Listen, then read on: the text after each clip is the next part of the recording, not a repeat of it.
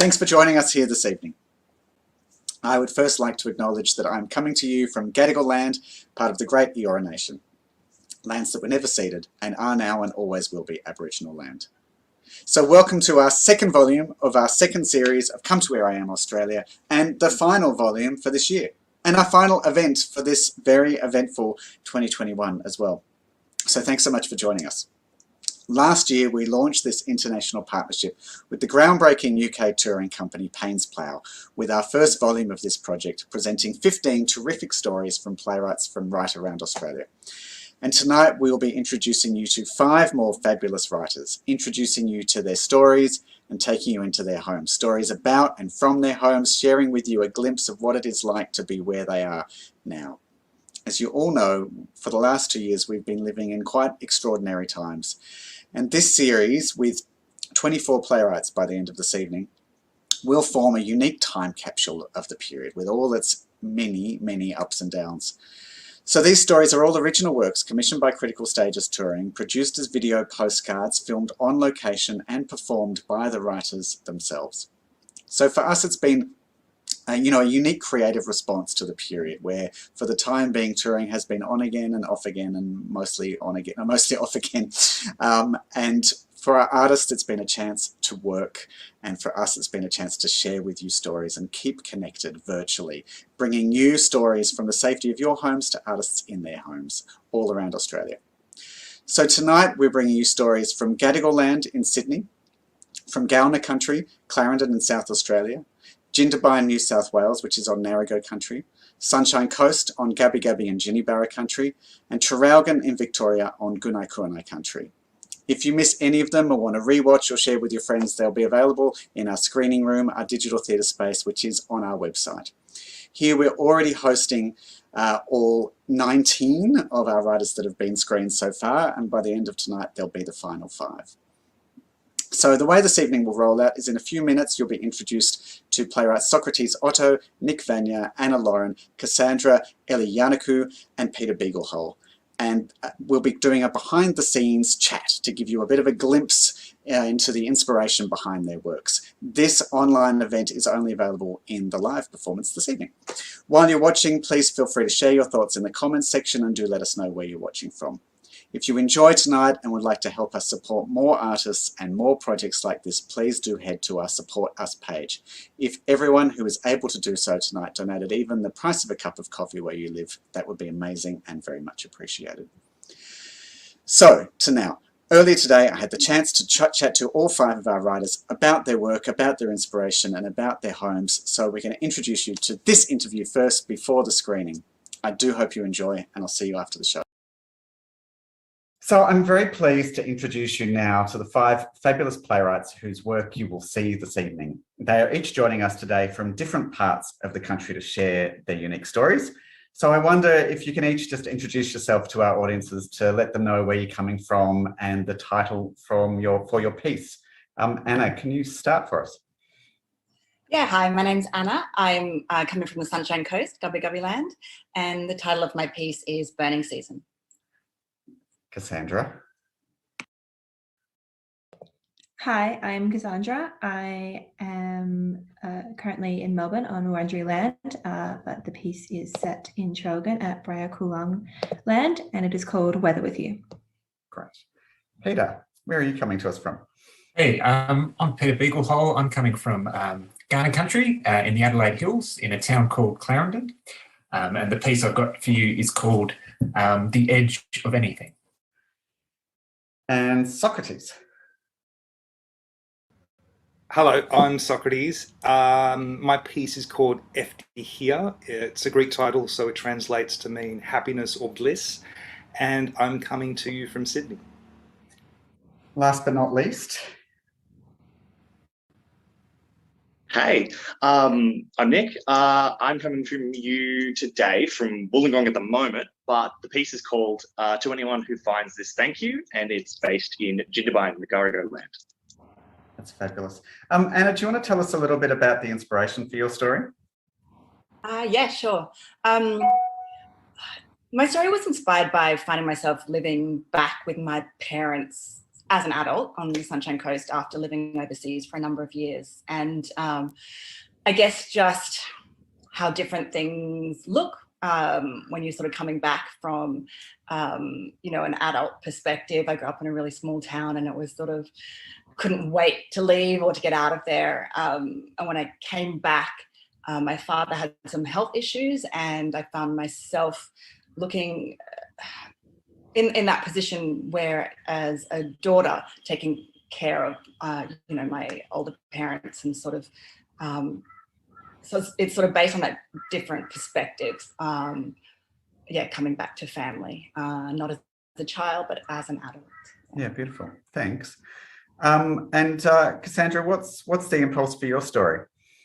The original impulse was inspired by the myth of Persephone. My family, myself, are Greek Cypriot.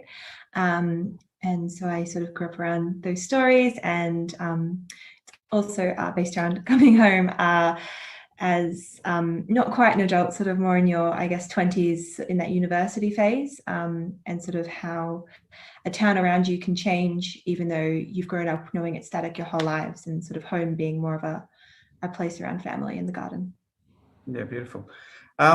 So Peter, tell us a little bit about your town and what inspired you about your town to tell the story. I guess I remember talking with Chris and Mel about the kind of in-betweenness of the place, because it's kind of like it's 40 minutes from a city, but it's a bit of a rural spot. And I was thinking a lot about my folks who were, who have come from, fairly working class stock, and how I'm definitely not anymore from that stock. So I was kind of just interested in that kind of, the way that a place changes and the way that it kind of can be stuck, I think, in between. Yeah. Yeah, great. It's definitely the in-between nature of your town is what was really, really fascinating, that not quite suburban, not quite country, and that kind of space in the map. Where Socrates, you're very much in the heart of it in Sydney City. I am. What was your angle? What drew you to telling the story from Sydney CBD? Well, I think it's interesting because when you hit middle age and you become an adult or a parent, I found myself thinking more about my own parents and what they got up to when they were my age.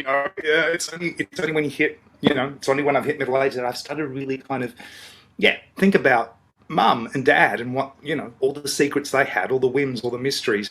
So I wanted to do a piece about when my parents came to Sydney and what their experiences were like, and how that has affected my own relationship to the city. Yeah, beautiful.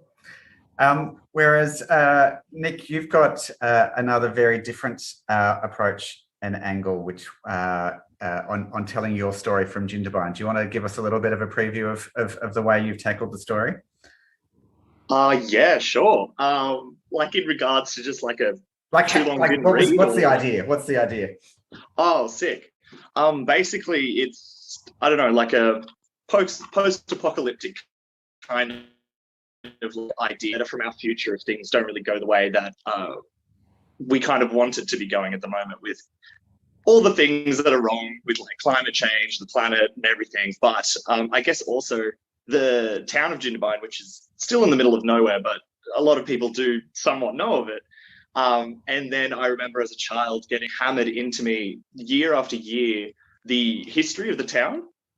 It's like it's an annual thing. They line all the kids up, and it's like, this is the story of old Jindabyne. And it's like there was a town under the lake. So when this popped up, I was like, this could be it. I could get back at it. Yeah, this is the future, the town under the lake. Yeah, right. Amazing. And so, look, last question for you all. I just want to know a little bit about what you're looking forward to when audiences will get to see this work this evening. Can you tell us a little bit about what you're looking forward to most about sharing this with audiences? And maybe we just go back in reverse order. So, Nick, what are you looking forward to most about seeing audiences' reactions? I think just like what people think, I guess, or maybe it's, I don't know, to maybe think about some of the stuff in the play, maybe for a future or like towards it. But honestly, just to enjoy it, I think it'd be, if they like it, like awesome. I'm stoked. Yeah, great. Hopefully I reckon there is room for people to think about the direction we're going and whether this is whether your sci-fi vision of the future is quite possible or fabulous. Socrates, what are you looking forward to when you share your story? Well, on what you just said about people thinking about the direction where we're going, for me, it's kind of thinking about the bigger questions.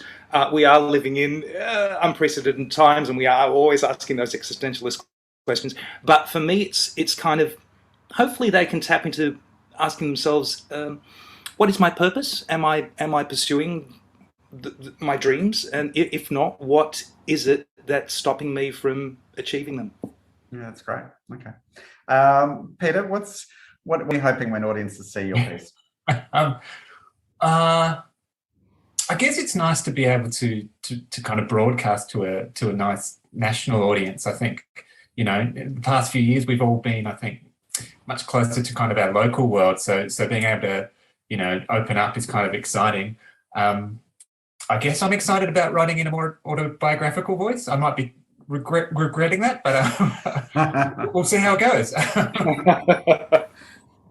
Yeah, this is the unmediated voice of the writer coming straight through here from you all. Cassandra, what are you looking forward to most? I think I'm most looking forward to, and seeing people's comments as well, but a chance for people to maybe connect with the kind of complicated relationship everybody I think has with their hometowns, and maybe having a bit of pause for reflection on the small pockets that maybe define us more than we want to admit, but also I think kind of seeing your town or where you grew up as something with as much personality as you, and not just there to sort of serve your own narrative, but to actually have a chance to grow and change as you do as you leave it and you return. Beautiful. So Anna, what about your return to home story? What are you hoping you leave audiences with? Gosh, I think I hope that audiences connect with something story. It's sort of a lot about those little things that sort of come back, and those little parts of life that maybe you take for granted a little bit. And I just hope it gives them a little bit of a snapshot about the area as well. It's a fairly unique kind of landscape, but I guess because it's also about family, I just hope people find little things in it that sort of resonate with them. But yeah. I think that is very likely. I'm sure people will. And look, and for all your stories, I'm really excited about sharing them all with audiences and giving people a chance to see where you are, where your homes are. And so I really thank you all for being so lovely and open and articulate in sharing your experiences of returning to home, of being your home, of what's unique about where you live, and your visions for where you live might become in the future in a few different ways. Thank you all. I'm really excited to see how audiences respond. And thanks for your time and chatting with us beforehand.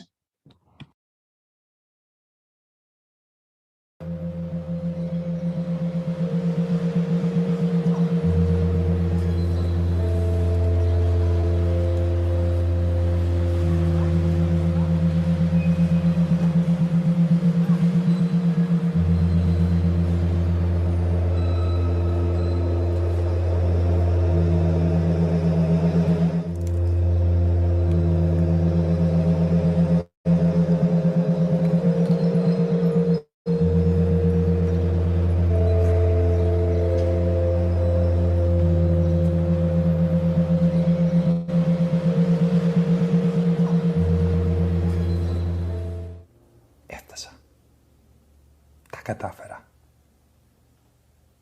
Και είναι η ματηρή εκπληκτική. Συγχώρεσα τα αστραλικά μου. Μαθαίνω πολλά. Είναι ομορφότερη από ό,τι είχα φανταστεί. Σαν να είμαι σε πίνακα. Η θάλασσα είναι στα χέρια μου. Θέλω να πηδήξω μέσα, αλλά όπως ξέρεις θα πυνηγώ χωρίς να έχω μάθει να κολυμπάω. Συνεχίζει να με καλέει. Ζαλίζομαι, αλλά υπόσχομαι ότι δεν θα βραχώ μέχρι να με πετάξεις μέσα. Υπάρχει ζωντάνια παντού, αρχιτεκτονική και εμπόρια, αλλά είναι τα μικρότερα πράγματα που προσφέρουν τις καλύτερες συγγενήσεις. Ετοίμασες τη βαλίτσα σου? Βιάσου. Η αδερφή μου γκρινιάζει. Παραπονιέται ότι περνάω κάθε λεπτό στα σύννεφα, ότι πρέπει να χρησιμοποιήσω τα χέρια μου για να πληρώσω τους λογαριασμούς της, αλλιώς θα κοιμηθώ στο υπόστιβο του κήπου της. Βρήκα ένα κατηφίγιο, ένα εργοστάσιο ρούχων όπου ράβω κάθε μέρα και γράφω στο διάλειμμα μου, που σημαίνει ότι επιτρέπεται να σταματήσω και να φάω για λίγο, αλλά έχω κατεβεί 1000 σκάλες σε αυτό το σημείο όπου υπόσχομαι να σε χαιρετήσω. Η βασίλισσα της Αγγλίας στάθηκε σε αυτό ακριβώς το σημείο μόλις πριν λίγους μήνες, πιστεύεις. Ήρθε πριν από μένα, αλλά το δηλώνω δικό μου τώρα. Εκπλήσεσαι που είμαι μοδίστρα. Ράβω κουστούμια για τον Μπάρι Κρόκερ. Η γυναίκα που ράβει δίπλα μου με λέει ότι είναι αρκετά διάσημος. Της είπα ότι είσαι διάσημος ποδοσφαιριστής και μοιάζεις με τον Έλβις. Και της υποσχέθηκα ότι θα σας συστήσω όταν φτάσεις. Ακριβώς μπροστά μου βρίσκεται η μαγευτική γέφυρα του λιμανιού. Όλοι πάντα παντρεύονται από κάτω και αν παίξεις σωστά τα χαρτιά σου, μπορεί να σε ρωτήσω κι εγώ. Το πλοίο των πατρών έφτασε χτες και τόσοι πολλοί κατέβηκαν. Χαιρέτησα σαν τρελή, παρόλο που ήξερα ότι δεν ήσουν μέσα. Τόσο χαμόγελα πρόσωπα. Πεθαίνω να δω το δικό σου. Γλυκιά μου, πού είσαι? Μετακομίσαμε σε μεγαλύτερο σπίτι για να ετοιμάσουμε την άφηξή σας. Υπάρχουν 3 υπνοδωμάτια. Όπως τα μουζεία, αρκετά μεγάλο για να στεγάσει μια Ελλάδα. Και ούτε μια μυρωδιά από σκατάλογο. Μόνο κανέλα και βούτυρο και ζάχαρη άχνη και μαρμελάδα. Η αδερφή μου σε βρήκε δουλειά μαζί της στο εργοστάσιο του Άρνοτ στο Νόστρατφιλντ. Ξέρω ότι δεν είναι άντρικη δουλειά, αλλά φαντάσου. Θα ψήνεις μπισκότα. Αν φύγεις τώρα, θα φτάσεις πριν τα Χριστούγεννα. Το πρώτο μας χωρίς να παγώσουμε τα βυζιά μας. Περίεργο ρητό, αλλά τα κορίτσια λένε ότι ποτέ δεν κάνει κρύο εδώ. Και θα σε φτιάξω μια παύλοβα. Μια γιορτινή μαρένκα με κρέμα και κομμένα φρούτα. Φαντάσου κουραμπιδάκια στιβαγμένα από ένα πάνω στο άλλο, αλλά χωρίς τα ψυχούλα που κολλάνε στα δόντια σου. Πίσω μου ένα κτίριο που μοιάζει με κουραμπιέδες και μέσα μπαλέτο και όπρα. Ό,τι συγχαίνεσαι. Αλλά νομίζω όταν το δεις και δοκιμάσεις το γλυκό μου, θα αλλάξεις γνώμη. Βάζω τη ρίζα του σταφυλίου και τη γύρι από το ροδοδόνεντρα που φυτάψαμε στο κήπο. Ποτοποιώ ροδοπέταλα με σμόρους ρόδου και θα σιγοβράζω για ώρες και αγάπη μου. Το μέλι κάνει τους πάντες να ξεχάσουν τον εαυτό τους. Με έρθει αυτό, υπόσχομαι να το φτιάξω όταν θέλεις, που θα είναι κάθε μέρα. My mother's letters, written to a boyfriend who had just seen her off from Dara, a tiny village in the Peloponnese where they both grew up in. She ventured to this spot on the forecourt every day for 2 months, compiling her letters, inventing recipes, enticing him with how life was so much better here. That she had a career now and an independence that suited her. How she was free from ancestral tradition and expectation. How the girls in the factory were requesting her beguiling dishes and how the foods would lead to mischief. After 2 weeks, a fellow working in the Pavlova house, as she learned to call it, curious by her recurrence, approached her and he said, "Excuse me, miss, I'm sorry to bother you." Mom was instantly apologetic, gathering herself and making haste. "Signomi, I'm leaving." He said, "You don't have to go, you're perfectly welcome here." And Mum asked, "Is this your seat?" And he said, "No, I just work in there, you can sit here." Mum slowly understood this fellow wasn't trying to shoo her away, relaxed and said, "I'm waiting for someone." And he said, "Rightio, are they catching the ferry?" Mum learnt a ferry is a mini Patras, which was the ship she had travelled on, that he was a mechanist in the Pavlova house and he was enjoying a smoke-go. And each day on his break, he'd approach and ask if her boyfriend had gotten on the boat yet. "Όχι, αλλά σε λίγο," meaning no, but soon.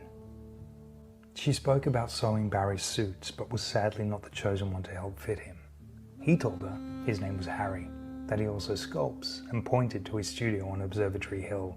Mum said she was over hills, but he clarified his has the best view of the harbour, then asked if she knew of Joan Sutherland. She didn't, and invited her to a concert in the Pavlova house. Eftychía, but too expensive. He said, "My shout," which she learned wasn't an aggressive term, but the kindest of gestures. And after he shouted her a tour of the Pavlova house, she shouted him a plate of her korabietes, added a drop or a pint of her mad syrup. It led to a kiss on her seat, as Harry later christened it. Harry, or Hurry, as Mum called him, made a plate of korabietes and brought them to her the next day. And the next. And the next. He waited for her to reappear, half concerned something had happened to her, half worried he had scared her off.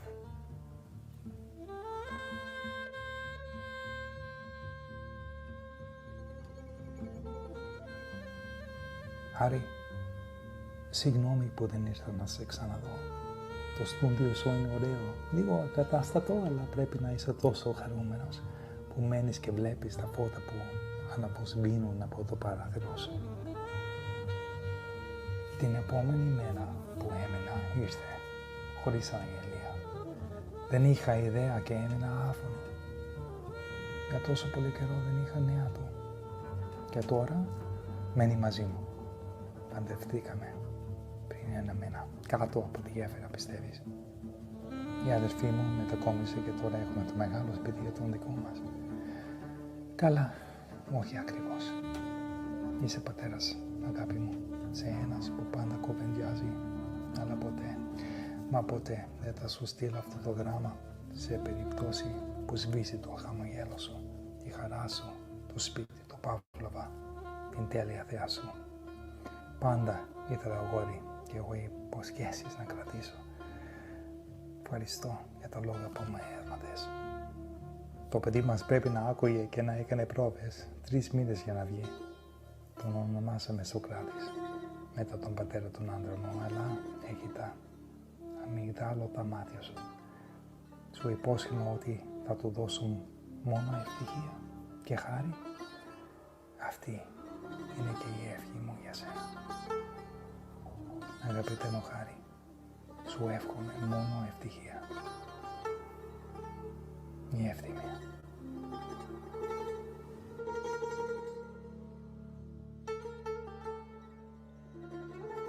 Mum was a romantic at heart, but her vitality and her lust for adventure soon got quenched when she became a wife and a mum.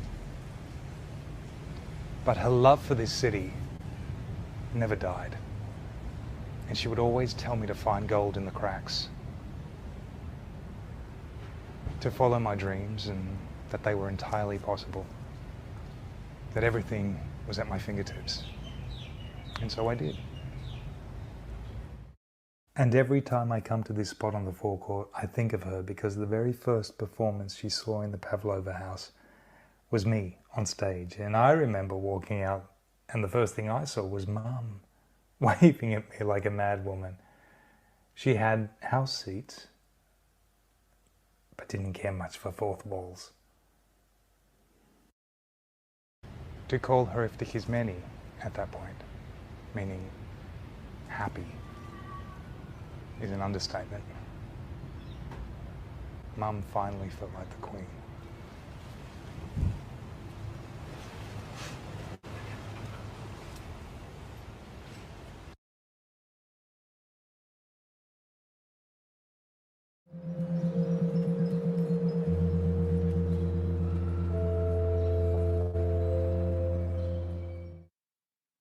I recently returned home after 20 years of living anywhere but here. And for the first time in my adult life, I found myself living with my parents again in Queensland's Sunshine Coast hinterland, the place where I grew up. Naturally, memories return, and with them those indescribable sensations, attached to a certain place, sound or aroma. The cane fields are gone now for the most part, but on a recent drive, I found myself passing a burning field and my childhood came flooding back. Back then, a tramway ran down the main street, transporting cane from the fields to a towering sugar mill that billowed black smoke from the centre of town. We spent our days running barefoot through the bush, black ash raining down from the heavens. And as a family, we attended church twice every Sunday. It was a world of faith healings, exorcisms, and traveling evangelists with loud echoes of evangelical America. In burning season, it resembled the fiery halls of hell itself. An irony not lost on teenage me. Teenage me found that, while sometimes isolating, the endless cane fields could also be a sort of refuge, a place to sneak a cigarette or a bottle of bourbon with friends and raise a little hell of our own. We'd sneak out after dark, meander our way through slim corridors of cane, long stalks topped with green leaves that stretched skyward, rustling under the stars. It's a place where you can still see the stars. That part hasn't changed. We navigated cane toads and the odd snake if it was day, as we traipsed through the fields doing our best not to be seen in the sprawling maze that stretched out around us. We could lose ourselves for hours in this place, planning our escape to the city and the wide world beyond. The possibilities were endless. When I was really small, there was a sugar festival, and we'd walk the small streets of this small town chewing on the sweet, fibrous shards of sugarcane and celebrating, well, sugar. When my small legs grew weary, Dad would hoist me up on his broad shoulders. From here, I could survey the bustling crowd from above. Here, I was on top of the world. Eventually, I would fall asleep, as kids do, and Dad would, as Mum says, throw me over his shoulder like a rag doll, bundle me in the back seat and drive us home. Dad always drove us home. Sweet memories. Small me had little idea about big things like the exploitation the sugar industry was built upon. Stolen bodies on stolen land. It's not so sweet when you put it that way. I guess things look different when you're older. Stepping into my childhood home, returning, I take a deep breath. I never thought I'd be back here. Never thought I'd be back for more than just a visit, I mean. But here I am, suitcase at my feet. I take another breath. The air here smells familiar, I guess would be the word. It smells familiar. I make my way to my old room, the room I grew up in. Familiarity now layered with that unlived-in smell. The wardrobe stacked high with boxes. Boxes filled with those few possessions that didn't fit in my suitcase. Boxes that ensure that despite being home, despite being in my room, I still live out of that suitcase. For now. That suitcase, much loved and well worn, has been my home for many years. We are familiar friends. These days, it's a little bruised and battered. One of the wheels is a bit wonky and the zip needs to be tugged at just the right angle to avoid coming off the rails altogether. Battle scars of the road we have travelled together. My father tells me that he feels fine.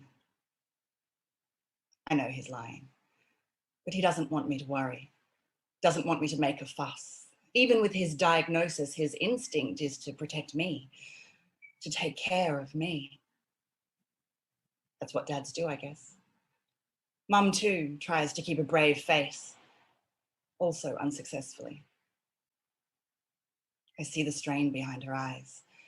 I see the cracks despite her efforts to keep the faith. She doesn't drive much these days, just to pop to the shops down the road. Her eyes are not what they used to be. And Dad, well, he won't be able to drive himself today. So today, I take the keys. We set out, me in the driver's seat, Dad resigned to passenger. Pulling out of the driveway, he apologizes for not being able to drive himself. It's the side effects, you see. I assure him that it's no trouble, but I can see he doesn't want to be a burden, doesn't want to ask for help, need help. Turning down Petrie Creek Road, there is a small field of sugarcane to our left, evidence of the past reaching into our present. Driving along this familiar road, I'm struck by how unfamiliar it looks today, how unfamiliar it looks from the driver's seat, Dad's seat. Most of the road is lined not with sugarcane as it once was, but by quiet acres of turf, strips of soon-to-be lawn, cut with precision and rolled into even green coils, ready to be unfurled like a carpet on some bare patch of dirt.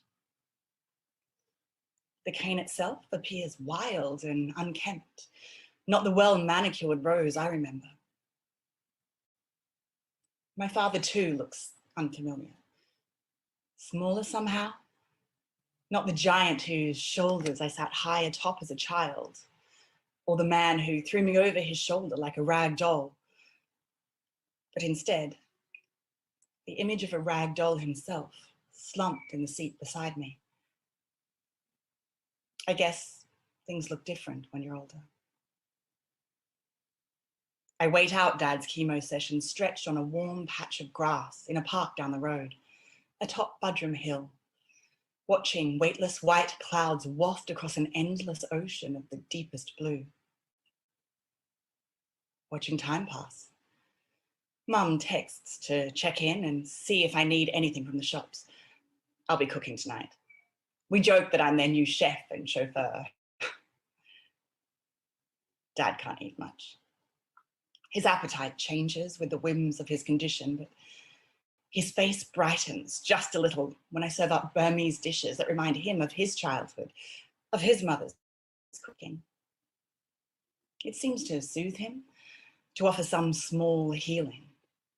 It's the clear chicken broth, the scent of ginger, shallots, and fish sauce that seem to pique his appetite and bring a small but noticeable glow to his fading eyes.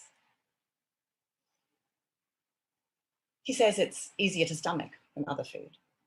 Even the funky stench of shrimp paste arouses a smile and talk of childhood, of parents forging a new life on a new shore, leaving memories of war behind.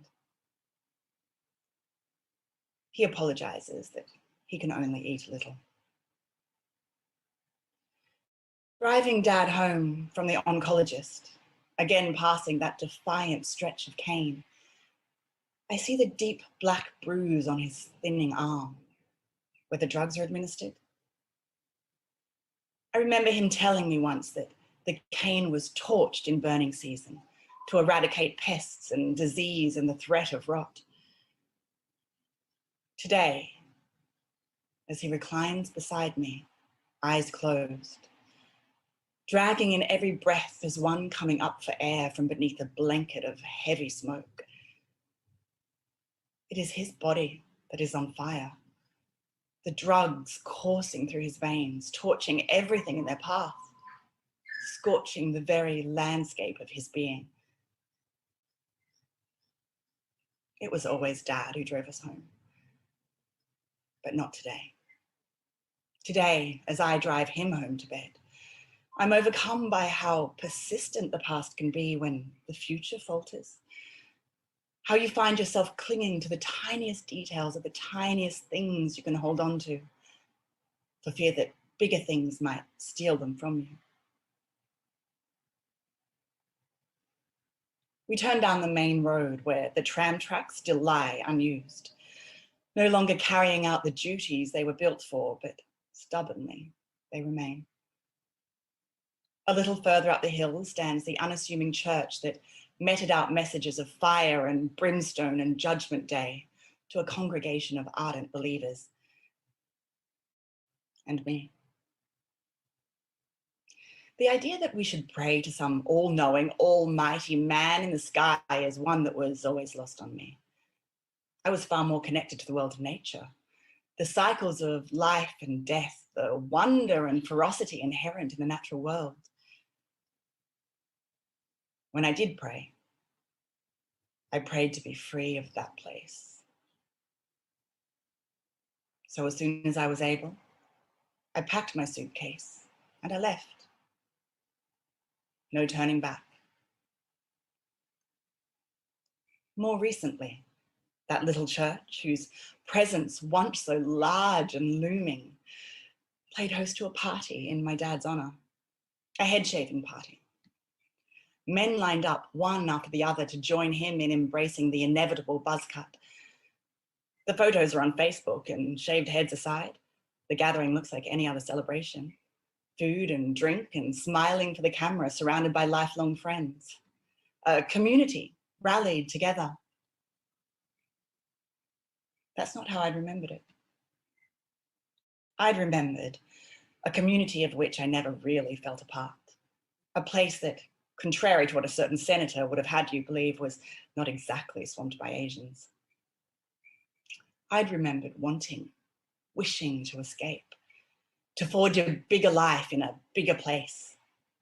And yet, pulling into our driveway after what has felt like the longest journey,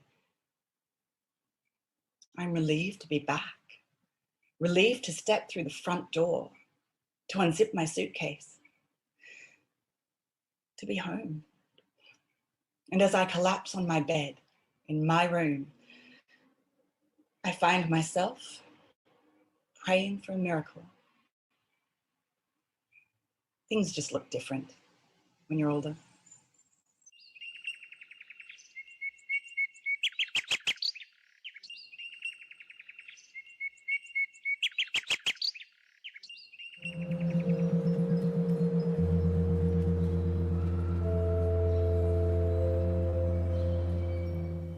My town, Clarendon, it's at the limit of maps.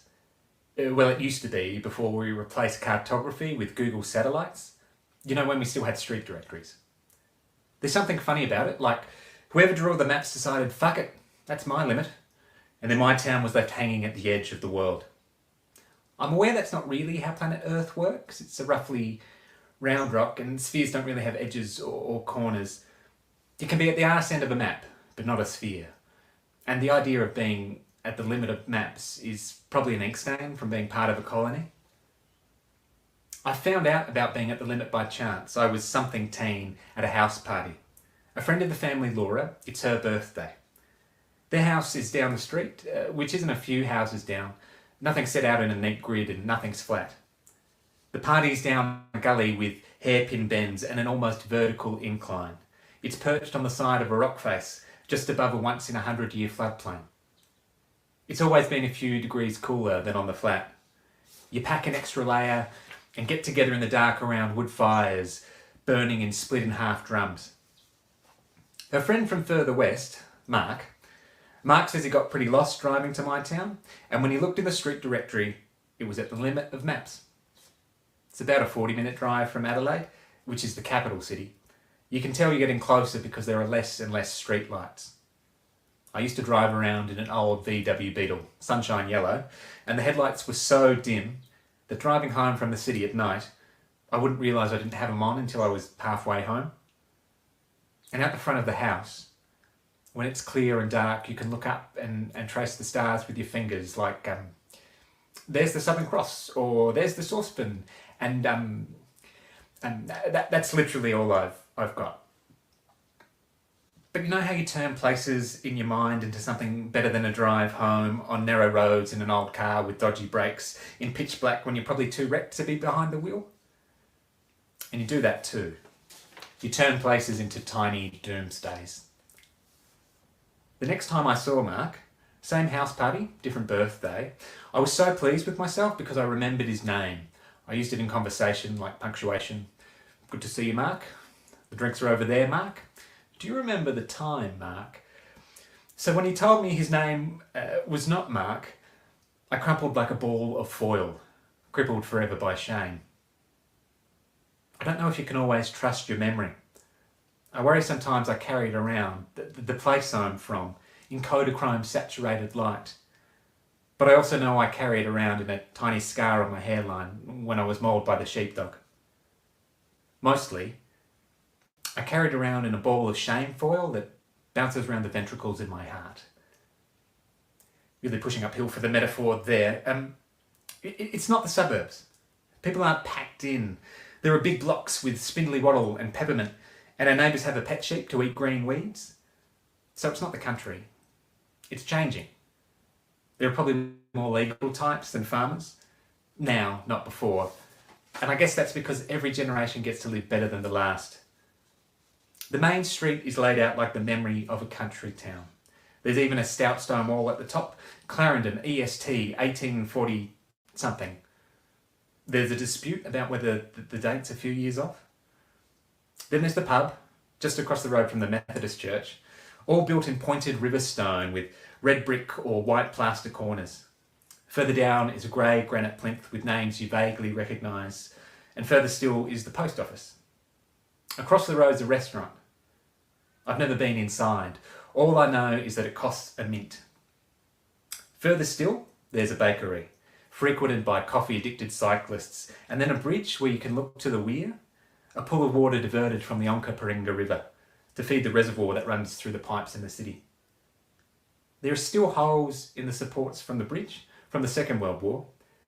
You know, blow it up when the enemy comes to the southern suburbs of South Australia, which seemed funnier before the Feds signed up for nuclear submarines. My dad told me once when he was a boy, he heard the old men talking about a fight between black and white, I think near the Oval over the bridge, by a bend in the river.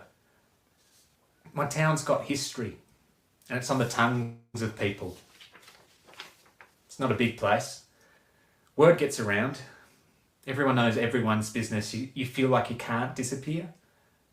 But maybe if you moved here, you might ever feel that. If you've got blood ties, if you've got family, you might know the stories like my dad's, like the roughnecks, divorces, long-term single couples, junkmen who hole up with stacks of newspaper, the witch who was into alternate spiritualities, and the former MP who said it was her and not me. Makes things sound kind of grim. And sometimes there's pride. People have town pride, proud of the place you're from, and that's not wrong, but I worry when it tips into that one-eyed, everything's great, it's always been great, and it's going to be great again. I think with one eye open, you probably lose depth perception. And honestly, sometimes this place feels like it's knitted into me. Like a woolly jumper I can't take off. And it's just a bit small, so you're both hyper aware of the visceral fat around your middle and constantly a bit sweaty. Home is sometimes bondage. Oh, not that kind of bondage. I mean, you do you. And actually sometimes you want a safe word. You know, for family Christmases, when your aunt starts reciting poetry, her original works that are so painfully earnest that you, who might be slightly repressed, cringe at the sound of someone expressing their feelings publicly and expressing them in rhyming couplets. You know, you just want out. SpaghettiOs, for future reference. So to save myself from the townsfolk, who I'm pretty sure are all kind and decent, even though I've just called them townsfolk, as though there's a bit of dueling banjos energy here, I'll tell you about my family home. I figure my family will continue to tolerate me. I think my home is a metaphor. I know, what a dickhead, but I think my family home is a metaphor for this place. It's made from one part cottage, circa 1900, 2 rooms where my dad, his brother, 2 sisters, his mum and 2 or 3 aunts lived. A lean-to on the back, once sheet iron, now brick. An addition by cowboy builders in the 1970s, Hardy board and Besser block, because that's all my parents could afford. Then an addition in the 1990s. Side note, you are the surprise child if additional building works are required. Anyway, my family home is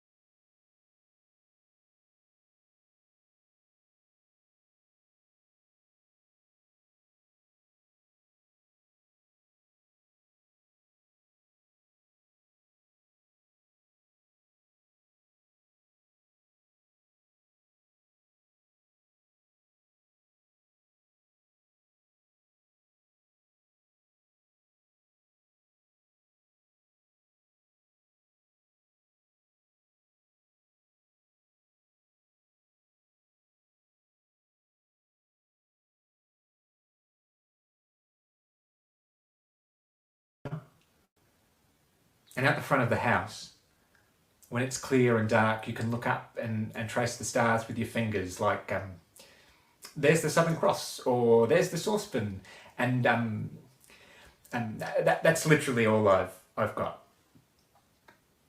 But you know how you turn places in your mind into something better than a drive home on narrow roads in an old car with dodgy brakes in pitch black when you're probably too wrecked to be behind the wheel? And you do that too. You turn places into tiny doomsdays. The next time I saw Mark, same house party, different birthday, I was so pleased with myself because I remembered his name. I used it in conversation like punctuation. Good to see you, Mark. The drinks are over there, Mark. Do you remember the time, Mark? So when he told me his name was not Mark, I crumpled like a ball of foil, crippled forever by shame. I don't know if you can always trust your memory. I worry sometimes I carry it around, the place I'm from, in Kodachrome saturated light. But I also know I carry it around in a tiny scar on my hairline when I was mauled by the sheepdog. Mostly, I carry it around in a ball of shame foil that bounces around the ventricles in my heart. Really pushing uphill for the metaphor there. It's not the suburbs.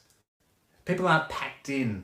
There are big blocks with spindly wattle and peppermint, and our neighbours have a pet sheep to eat green weeds. So it's not the country. It's changing.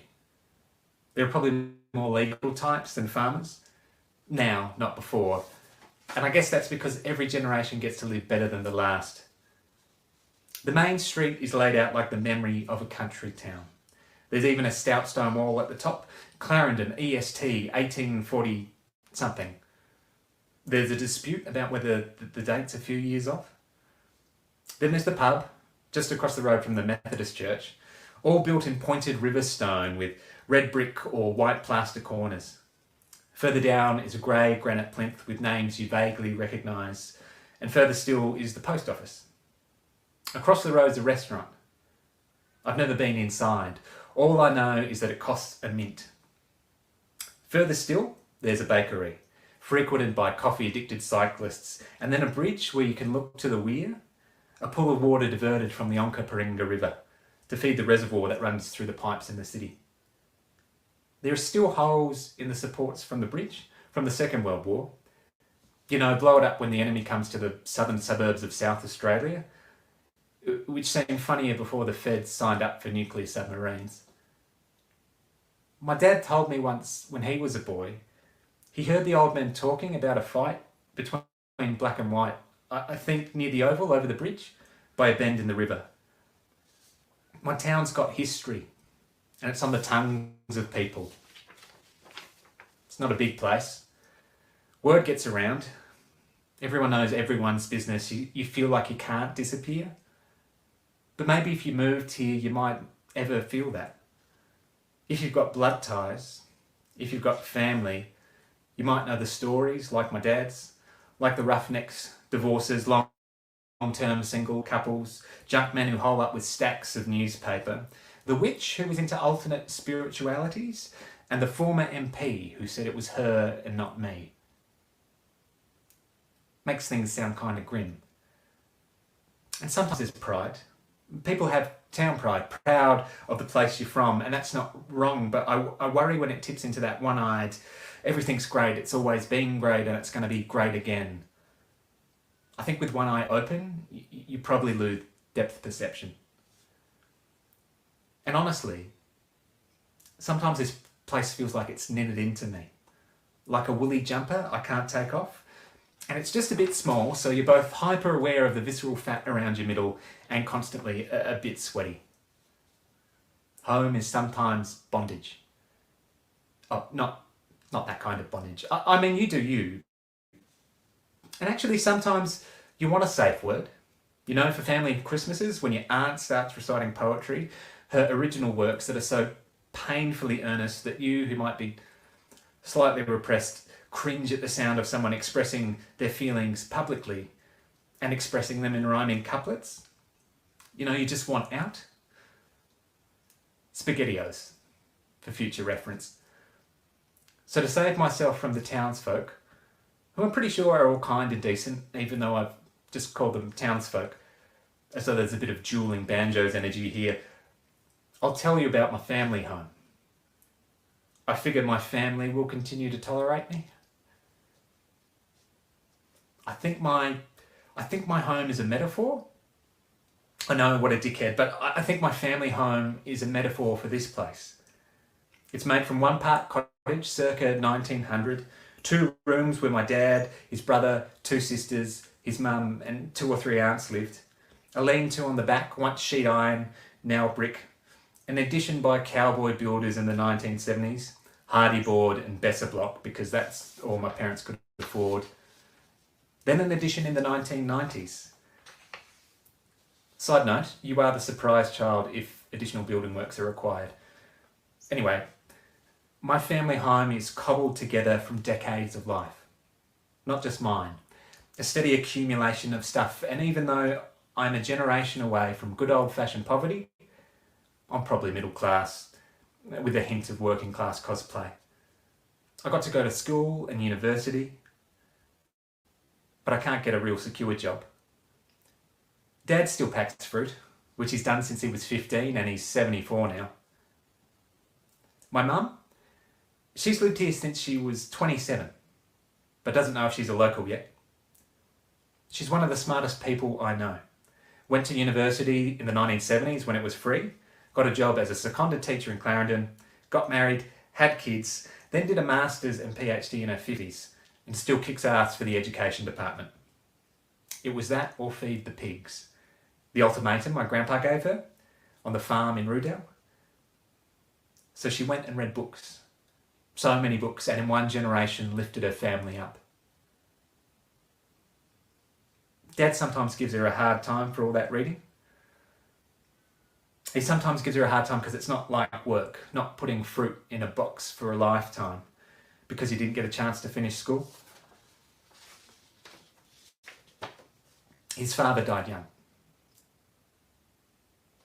Even so, I cannot forgive him for giving Mum a hard time. I cannot forgive him for not reading the books I have. That's where I found the limits to my empathy. But in my town, Gavin, who runs the post office, he asked how I was going, and he really meant it, I think. In the last few years, I was not well. You wouldn't know it. Not by looking. Young men don't get sick. There's a fixed path between 18 and 45 where you just get away with it, right? Unless you get shit luck. And I got shit luck. A scar running from L2 to L5 where surgeons split open my spinal cord to take out a tumour. Then radiation and waiting. Living in between scans. Living in my town. In my family home. I know, 30 years old and living with my folks. Help! It's Norman Bates! You know, from Psycho. He kills people he's attracted to as his alter ego mother, which is not, I'm not, by the way, I'm not mentally ill. Actually, not true. I am mentally ill, but not in the violent sexual crimes way, more in the general self-loathing and nervous in crowds way. So in my rich internal world, even though I know people here, they care in that deep and profoundly disarming way, the care for strangers, I'm still afraid that if I talk about my town in any other way than good, there might be pitchforks and torches. But here it goes. Some days Clarendon is a tourist town, all still and quiet and green. But some days it's the mutter of a chainsaw, gunshots in the scrub, and late night rally drivers squealing tyres. My town is somewhere in between. It's where my family home is. At an old orchard that used to export fruit to London, but now it's ring-barked by feral deer.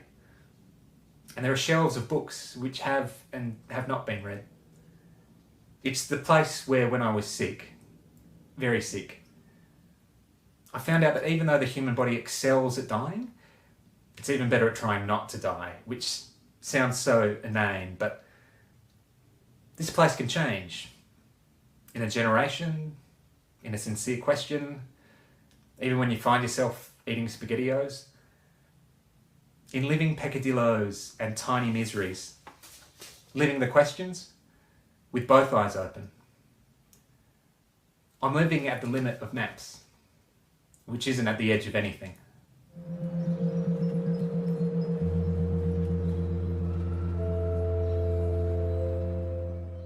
I take the weather with me. I always have. I mean that literally. It never rains my birthday even though it's in winter. Always rains my brother's even though it's at the end of spring. The one year we left Traralgon to go on summer holiday, the fires followed us. That summer I was 5. The week we got back we went to my Papa's house, and Papa called me his green thumb because when I arrived the garden got some much needed sun. I used to climb the brick wall in my Papa's garden, careful to avoid greeting the tomato plants with my feet. The green smell of tomatoes would surround me, like spiced earth. The sun, hot on my legs, my bucket hat, which was board short material on the outside and terry towel on the inside, stylish and functional, obscured my view of the cloud factory. I'd watch the clouds leave the chimneys and migrate to the air, trying to guess their shapes. It was a great game because I was always right. Subjectivity, I suppose. I liked to imagine how it would feel to be a cloud in the process of being made. What went on in there was somewhere between a production line and a massive fairy floss maker in my head. I sneak into the factory and grab onto the end of the cloud as it was going up into the chimney, ready to be distributed to the sky. Turns out clouds aren't made in a factory. Just the local coal power station puffing and bellowing into the air. Not just the local power station actually, the largest one in Victoria. And we've got the second and third largest sitting right there next to it. I don't know if that constitutes a landmark. I'd mark it with the cafe and little shop combo on Seymour Street. The bell tinkles when you open the door and you're greeted with fresh coffee and local rumblings. Then, after your cup of the sweet scent of those nice candles your mum always likes, but thinks are a bit too expensive for candles, carries you into the shop. Colour-coordinated trinkets sit on the shelves. Tiny treasures. Everyone is happy to see you there, even the furniture. I'd mark it with the odd patch of sunflowers that just appeared one day when I was 16 and it started getting warmer earlier, though I hadn't noticed that part yet. There they were, inexplicably growing behind an enormous chain-link fence on the slightly dodgier side of the train station. They still appear at the end of every semester too when I come home. Planted by a phantom. Still, when I really want to mark home, I mark it with this. A backyard where the grass is paved down and the garden beds are overflowing with fruits and vegetables. I think of a plastic table and I never really think of the town itself. Never think of the mini trains that would run through the park on certain weekends that kids would ride on, that my brother and I dragged my baba on all Saturday. I never think of the ever-changing shop fronts. Always rebranding. How many times can a cafe in a town with 3 main streets rebrand? I never think of the river, or the hills, or the tennis courts that live in a floodplain. I never think about the fact people actually let you stop and pat their dogs when you're on a walk, or the row of bars and former churches at the end of the hill that have looked the same since I had my first drink in them. I think about the cloud factory, and I think about the slowness of it all. The warped, heady feeling summer in the vegetable garden brings. I half expect my watch to take a cue from Dali and melt. My papu still calls me his green thumb whenever I come home from uni, so does spring and summer. Suddenly, the garden is edible again and filled. It is easy for me to nimbly climb through it though. I'm 20 now, and I walk into the house for lunch, the aircon blasting. I pull my cardigan on just to mill about in the hall. Cold, I say, but it goes unnoticed under the orchestra of chaos. My little cousins are shrieking and laughing, shooting imaginary powers at each other as they hide behind couches. I begin my tour of hellos. First to the kitchen where I find my yaya, small and chopping the last few things for me to carry outside. I sneak my hand in and take some olives and cucumber and get a "gori" in return. She doesn't mean it. She can't be mad at me on my last day before I have to leave again. My family is sat around the plastic table near the suvla.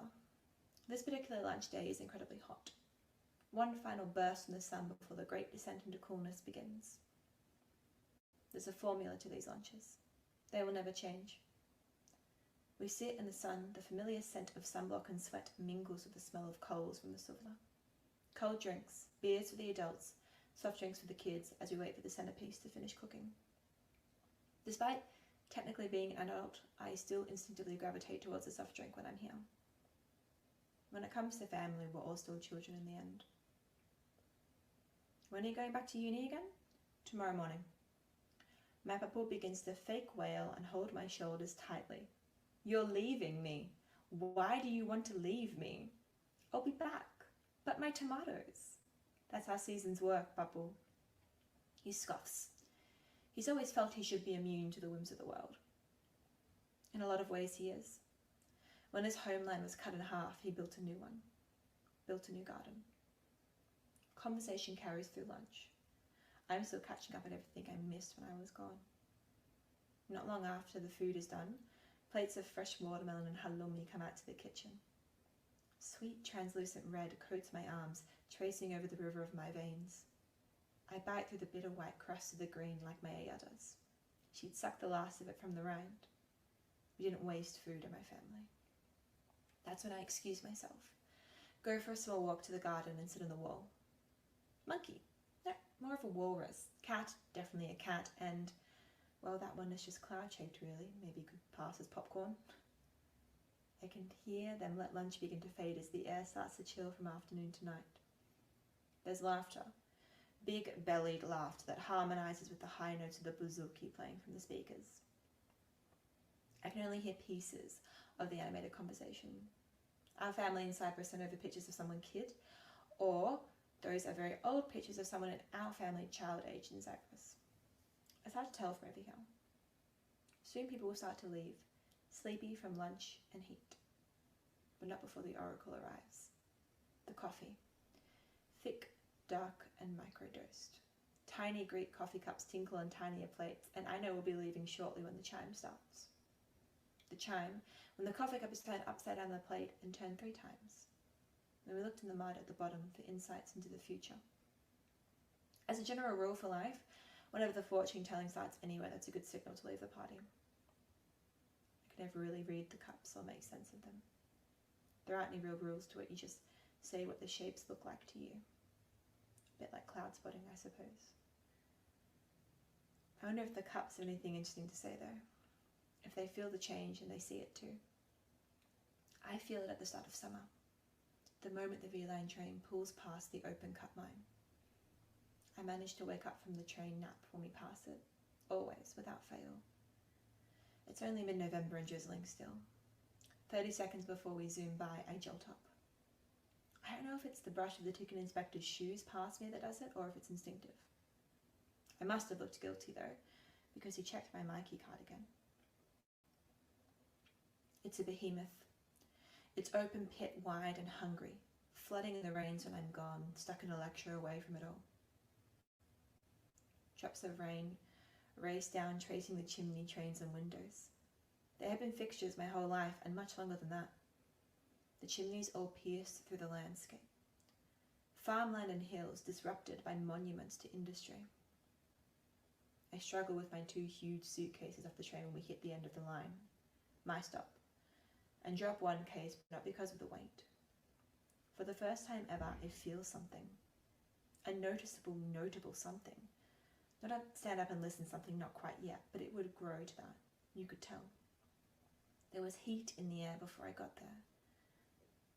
I used to think I changed and returned back each time victorious with a new battle scar and a chest full of medals.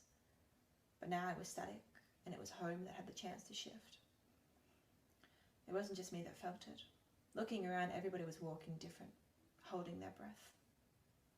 Growing up, going to town, it was dead. Parking was never an issue, but the life was sucked from it. Now, people are back. When people in the city find out where I'm from, and this generally depends how they vote, they tilt their heads back. Big wide eyes full of pity and sigh, "Oh, you must be so sad about the power stations." Like they're talking about a death in the family. Close dates for the 3 of them are set any time in the next 4 to 40 years. I'd heard about them closing for almost as long as I knew what they were. Since I had already found out how clouds were really made, I didn't mind. It was a slow death march, and I felt more like an observer at the funeral than a mourner. It never carved my identity. As I sit in the aftermath of today's lunch, I notice the notable something now more than ever. It's bloated with the summer heat.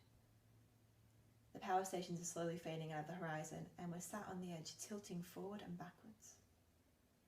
Some people do treat it like a death in the family, unsure how anything will continue, as though that's the axis on which the world spins. But even in that, not two people think the same. Though the odd mention of, the whole region should just be a republic, we have the land and the food and the desalination plant, is always a popular remark. We changed once before, after the mineral rights were sold to private companies. A mining town that doesn't even get rich off mining.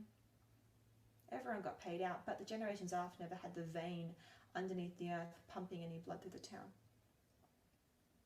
There's an understandable protectiveness around the closed dates, which makes me wonder if everyone else who lives here just thinks of the clouds and what their garden equivalent is when they think of home too. Some people have worked there their whole lives, and their parents, and their grandparents. Most other people live with general indifference to them, hovering in the background. That's why it was so noticeable, because anger to joy is still energy. It still hovers at the same intensity, but nothing to something. It's exciting. The shift is beginning. A whole place spun back to adolescence trying to figure out who it wants to be. When do we ever get that second chance? It's odd only visiting the place you spent your whole life on holidays now. It's like we had a divorce and I'm an absentee parent seeing my child. I spent so much time trying to leave this place that when it came to it, when I finally got out, I thought I'd be better at it. That I'd find it all instinctive. Thought maybe that this part of me that had been holding her breath in the garden all these years was the one in captivity. If I just slowed down, I might have known. I would have known that it was precious. My eyes turn from the clouds back to my papool. He's holding court with both arms stretched out. He stands sweeping from side to side in low, slow bobs to the music, occasionally clicking his fingers, his feet lifting up to touch his hands. Hippopotamus, dog, star, grapes, and that one also just looks like a cloud. We're leaving. My parents call, and I slowly try to remove myself from the wall in a dignified manner. Impossible. The evening chill is probably set in now. In a few weeks, tomatoes will curl away my absence, not as quickly as they once did. The noticeable twinge of heat I first felt when I got off the train is going to stick around for a little while longer. Summer lingers in autumn now. Rocket? No, the clouds look like power station chimneys, but like the rest of the clouds, they sag as quickly as they're made and morph into blobs, undefined, ready to be anything. Eventually, I'll stop seeing the false clouds. A rumble from the sky prompts us all to start moving. Thunder only happens with heat. Eventually, I'll stop taking the weather with me.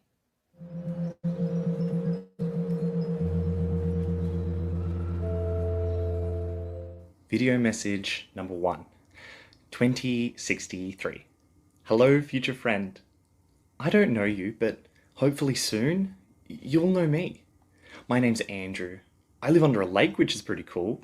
The townsfolk moved there after being left behind. It's called Lake Jindabyne, but where I actually live is called Old Jindabyne because New Jindabyne was further up the hill due to the fact Old Jindabyne had to be flooded. No, wait, relocated so the area could be flooded. So the town moved on trucks to New Jindabyne, but not all of the town, so some of them were left at Old Jindabyne, in Old Jindabyne, and that's where I am now?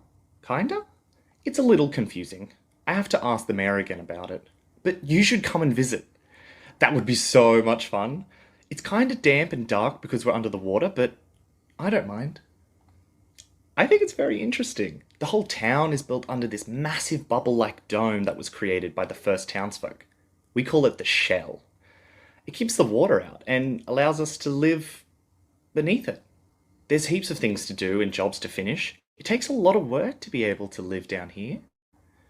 I don't understand any of it, but they say it's quite difficult. I don't have a job at the moment. I'm still too young, but I try my best. When everyone isn't eating or working, we do fun events every year, like birthdays, and more importantly, we get a wish. Last year, I wished for a friend because there's not many kids around my age, and it gets kind of lonely. Then the mayor suggested I should send out a video message so we can be pen pals or something. And you can come and visit. You could sleep over at my house. We could hang out maybe. Maybe even when we're old enough, we can go to the surface like the adults do. Oh, that'd be fun. I really want to see all the animals and the trees and stuff. Especially an emu. I saw a picture of one in a book. They're so weird. I kind of want to pat one. Reckon if I gave it some food, they would let me ride it? I would be so fast. Do you know what they eat? Are they friendly? Have you seen one before? Anyway, I'm sure you can tell me all about it when I see you. It was great to meet you. I hope to hear from you soon. Your friend, Andrew.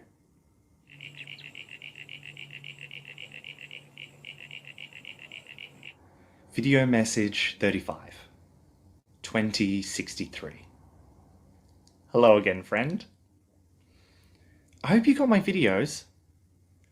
I hadn't heard back from you yet. I was getting pretty worried, but I realized it's because you don't know where to send it. I didn't give you the exact household address or directions, so you don't even know how to visit. Sorry about that. I've been looking through the books and I think I figured out how you should get here. Although, now I think of it, I don't know where you live either. So, I guess you're just going to have to come find me. You're looking for a mountain range with one mountain that is much taller than the others.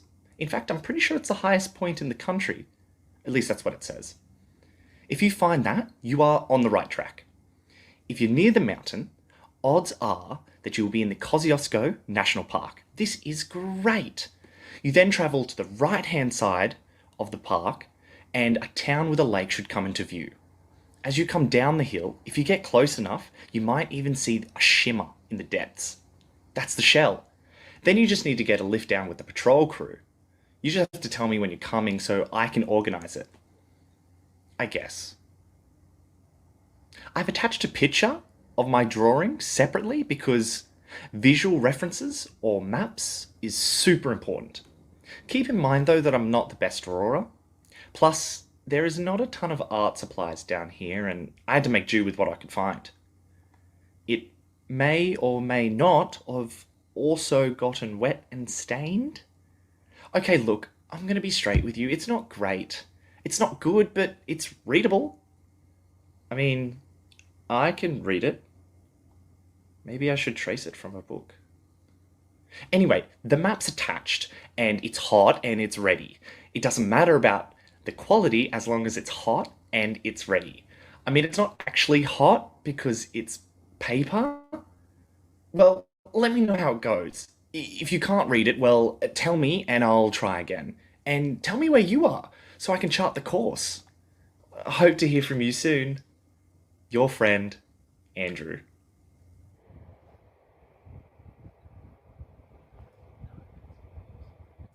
Video message 175, 2066. Hello, best friend. Hope all my messages found you. I'm guessing that yours are still uploading? I thought I'd update you with some news. My 18th birthday's coming up in a week. Am I having a party? Not really. Are you invited? Yes. This is pretty big though. Starting the day after, I joined the patrol on the surface operations. It's pretty insane that it's suddenly so close. I mean, I've been thinking about this for so long, and for it to be within reach is, I don't know, mixed, I guess. I've been pulling out our old scrapbook we started together, looking over all the photos we found of the town. You know, I could almost see myself there, in the pictures. Walking down the quiet streets, listening to the bird calls, calling out over the hills. Digging my feet into the soil at the park. Looking onto the lake from the hillside. Hiking up the bush or mountainside. Stepping outside to breathe the clean, crisp air. Maybe even standing next to a fellow townsfolk. at an event of some kind. Even just walking through the town and seeing someone I know and just talking to them. To be able to stand in a place surrounded by nature that I could only describe as magical. But I guess I don't have time to dream anymore. I've been going over all the creatures and plants that I could run into, and I'm excited and prepared, but I guess I also thought that you'd be here by now. I wish we could even chat, because I've been thinking about this whole situation. If everything is so amazing and functioning, why are we sitting at the bottom of a lake, scared to set foot above the murky water? I don't get it. And no one wants to answer any questions about it. Are we in hiding? Is something hunting us? Are we unsafe? Is the air even breathable? The patrol team uniform consists of equipment and gear for hazardous environments, but I'm not sure. Patrol training is coming up, so I guess I'll find out soon. I'll have to let you know how everything goes. I mean, if you have any tips, birthday wishes, or words of courage for me, you know where to find me. Stay safe, and hope to hear from you soon. Your friend, Andrew.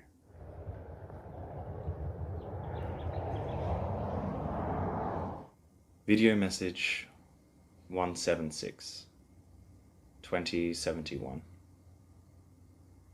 Hey friend, it's been a while.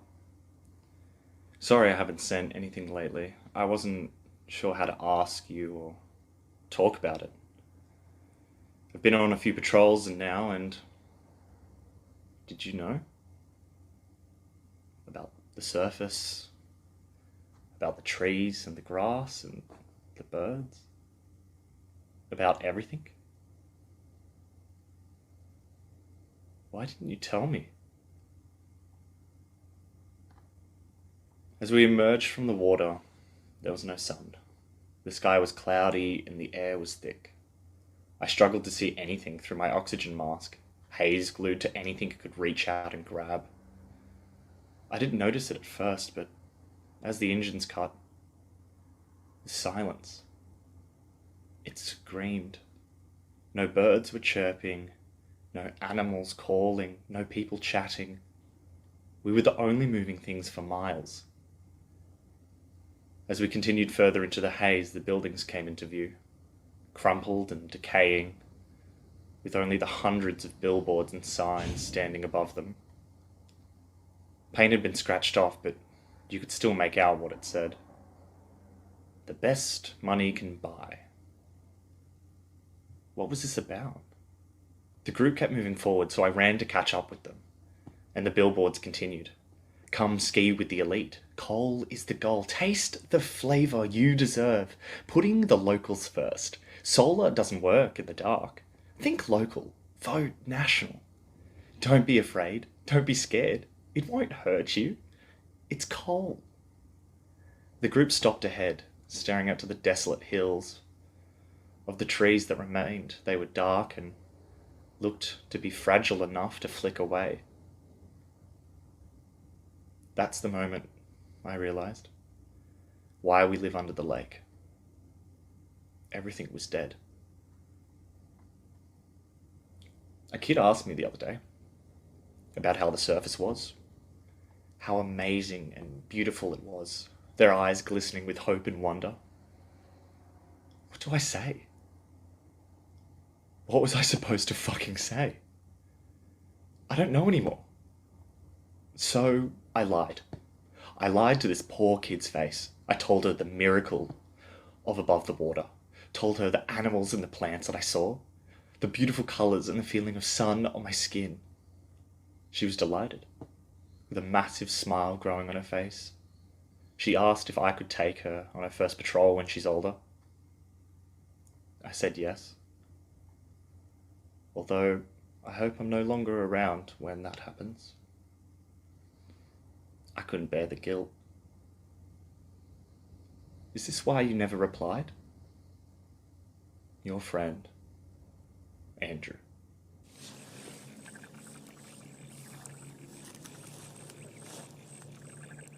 Video message 201, 2072. Hey friend. Everything has been getting stranger. I've been on the surface operations team for a little over a year now. Every second day we gear up, radiation suits on, air supply fixed to our backs, oxygen mask airtight to our face, and we walk. I've only really begun to realise our real purpose. I always thought it was just to get supplies, repair and upkeep of the hydro generators, and watch for potential threats, but it's something else entirely. We're looking for a new home. We can't last where we are now. Cracks are beginning to show in the shell, and if they open up, the town will be swallowed instantly. The pressure built up over time must have damaged it, or perhaps it was never designed to be there this long. We walked up through the mountains recently, passing through the valleys, hoping to find something on the other side. I remember stopping at a small peak between the valleys, a small clearing with the old wooden sleeper that had the words Dead Horse Gap inscribed onto it. The sign looked as if it was as old as the remnants of the plant life around it. That wasn't what struck me though. The sight. The sheer amount of ground that I could see stretching over countless kilometres in the distance. It was beautiful. Even through all the haze and the polluted air, all the rotting trees and miscoloured dirt, to me, it was the most beautiful thing I'd ever seen. I wonder what it could have been like back before all this. The infinite lines of native gum tree twisting over one another, a blending of white, grey and green. Its leaves and branches ritually bending in the wind as it cascaded down the valley. What it would have been. We passed through the school again on the way back. I always hate going there. It's almost frozen in time, books and tables litter old classrooms, flung across the room in panic when the evacuation started. One of the helicopters still sit on the oval. Rotor snapped, and on its side. Skeletons litter the area, and most of them are too small to be a teacher or an adult. I try not to think about it too much. I'm finding yellow blemishes beginning to appear on my left arm. The doc says it's just exposure and it's very normal after a long duration above the surface, but I'm not sure. Could also just be the pollution getting in our food. They say it's impossible, but it doesn't taste as clean and fresh anymore. I hope you're not up there. That maybe you got away or are underground or somewhere where you are safe. I guess I'll keep searching for that place for us. Maybe I'll find you. Who knows? Stay safe, please. Your friend, Andrew. Video message 283, 2075. Hello, old friend. I don't even know why I send these anymore. Habit, I guess. Maybe it's a comfort. This might be one of my last messages. Things aren't going well. We've lost a few people to poisoning lately and even more to technical malfunctions. Everyone is scared, worried, panicked. Someone just waiting for it to be done. The cracks in the shell have grown and nearly encapsulate the entire dome. We haven't found anything and can't fix the gear when it breaks. We don't have the resources or the skills to repair it. I can't even move well anymore. That discolored patch on my arm grew up and out, grew until I lost feeling and continued further into my chest. All I seem to be able to do now is just sit and think. Think about what came before, what happened to lead up to this point. a point where I watch the people around me die, as our light is slowly snuffed out. A path we were put on, not of our choice. We weren't even asked. Fuck, we weren't even in the general vicinity. This happened behind closed doors. A group of individuals that were more concerned with their own wealth before the very ground they stood upon.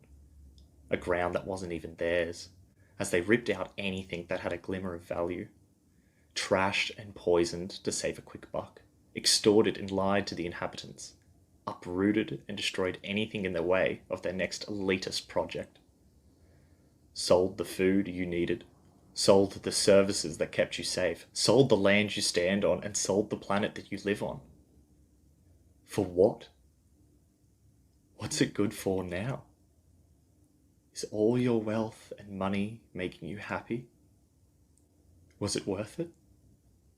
I look outside and just see a graveyard. The bodies and corpses of anything that once held breath. Because of you. Because you stood by and let them do it. You wouldn't let them do it, right, friend? You'd help. You'd fight back. You'd care. Wouldn't you, friend?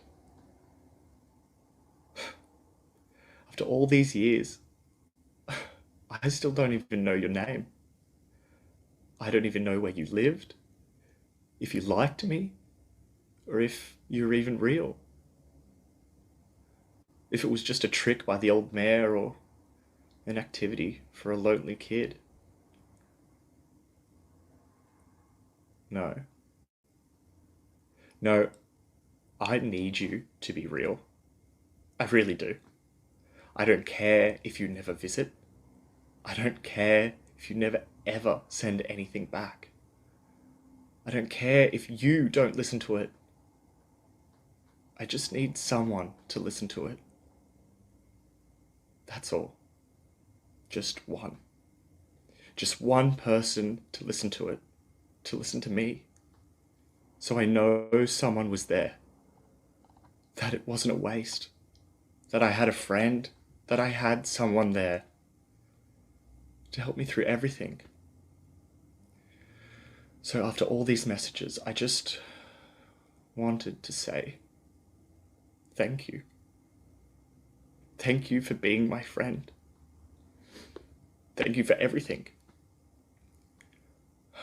I still do hope someday I could meet you. It would mean everything to me. But we'll have to see. Thank you. Your friend, always and forever, Andrew.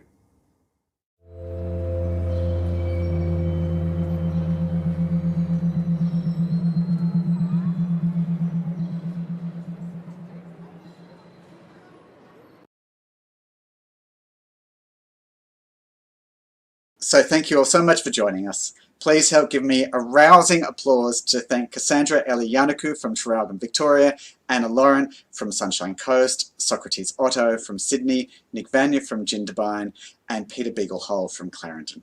If you missed last week, you can find at our screening room for more incredible stories from Erica Brennan, Tasnim Hossain, Michelle Lee, and Daly Rongi. Thanks again to the amazing team at Payne's Plough for your collaboration and support throughout this process, throughout all 24 of the playwrights' work. And thanks to my team, especially to Melanie Carolan and Robbie James for making magic happen this evening and for every performance of Come to Where I Am Australia this year and last year.